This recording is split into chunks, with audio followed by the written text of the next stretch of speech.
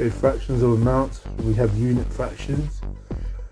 So we've got 1/2 of 20 and 1/3 of 15. Right, so just as a recap or a bit of information, of means to multiply, and so we can write that question as 1/2 with the multiply sign 20, yeah, instead of. So 1/2 of 20. Now obviously there's different ways you can display this, in many different ways, but we're going to start by dividing the amount by the denominator. We're going to split 20 up into 2 equal parts. So 20 divided by 2 is 10.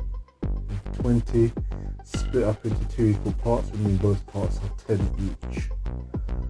Now the second step would then be to multiply 10 by 1. So what that fraction is telling us is we want to split 20 up into 2 equal parts, but we're only interested in one part. So 10 multiplied by 1, which is the numerator, equals 10.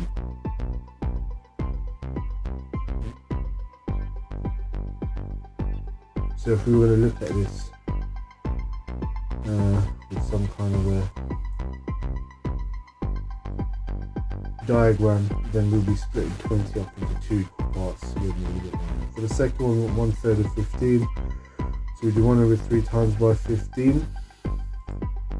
So 15 divided by 3. So 15 split up into 3 equal parts means each part is going to be worth 5. And we are only interested in one of those parts.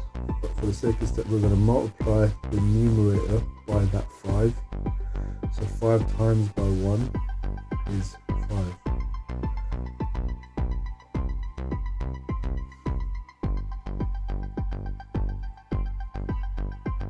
Now if we were going to sketch these out, if what we're trying to do is, like I said before, divide 20 into 2 equal parts. And then once we've done that, the numerator tells us that we are only interested in one of those parts.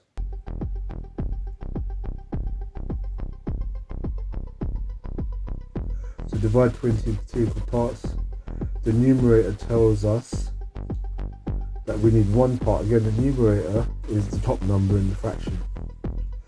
For the second question, we're dividing 15 into 3 equal parts this time, because the denominator is 3. We want 15 split up into 3 equal parts, and then the numerator tells us how many of those parts we are interested in. And again, the numerator is 1, so we only want one of those parts, which is why the answer is 5.